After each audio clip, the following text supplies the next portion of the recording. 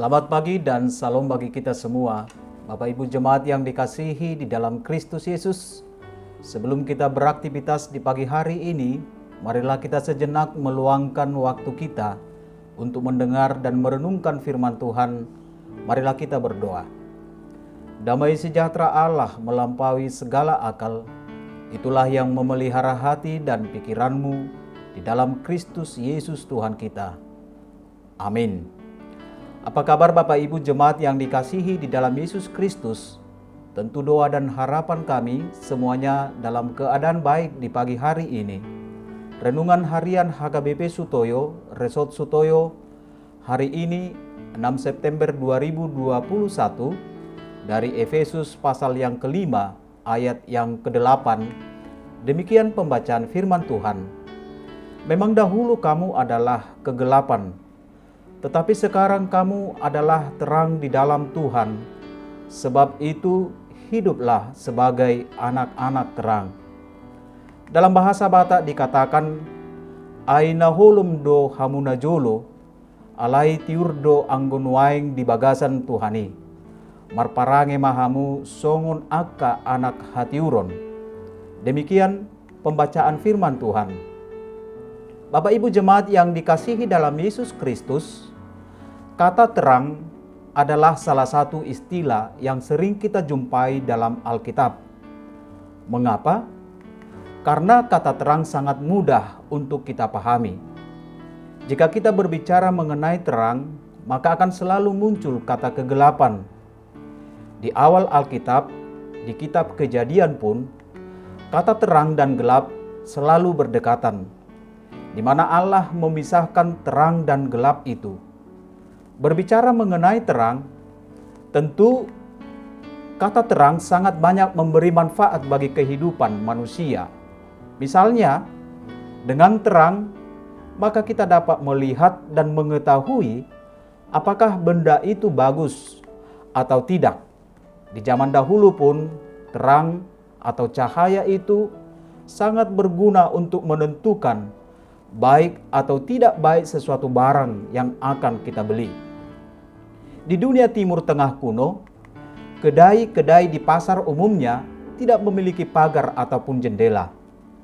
Dengan demikian, setiap calon pembeli datang memeriksa barang beliannya di bawah sinar panas matahari di luar kedai itu. Barang yang dibeli misalnya seperti kain sutra ataupun barang dari tempaan perunggu, dengan cara menempatkan barang itu di bawah sinar matahari, maka setiap yang cacat akan nampak dengan jelas. Maka pembeli itu pun dapat menentukan sikapnya, apakah ia membeli barang itu ataupun tidak membelinya. Melalui terang itulah ia mampu membedakan mana yang baik dan mana yang tidak baik. Bapak Ibu jemaat saudara yang terkasih dalam Tuhan Yesus Kristus, sama dengan para calon pembeli itu, dengan terang, maka orang Kristen pun dapat melihat mana setiap perbuatan yang baik dan mana setiap perbuatan yang buruk. Terang yang dimaksud adalah Yesus Kristus. Terang yang dibawa Kristus itu akan menghasilkan buah yang baik, yang menuntun perjalanan hidup kita ke jalan yang benar. Dalam nats ini, renungan ini, Paulus mengatakan, memang dahulu kamu adalah kegelapan, tetapi sekarang kamu adalah terang di dalam Tuhan.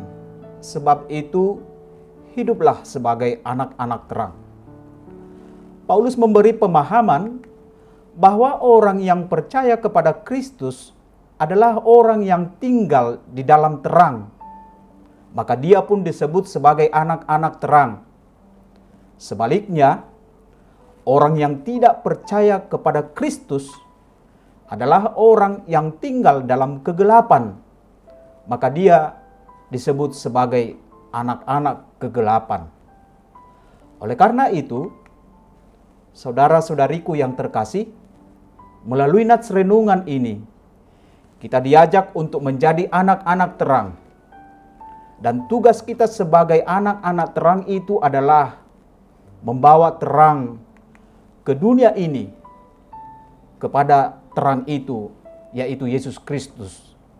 Untuk itu, marilah datang kepada terang kasih Tuhan, karena melalui terang Tuhan itu, kita akan menemukan jalan menuju kehidupan yang kekal. Amin, kita berdoa. Ya Allah Bapa di surga, pakailah kami menjadi anak-Mu, menjadi anak-anak terang yang mampu membawa dunia ini kepada terang kasih Tuhan. Kuatkan kami melalui terang-Mu itu, agar kami selalu dimampukan melakukan kebaikan dalam hidup ini. Amin.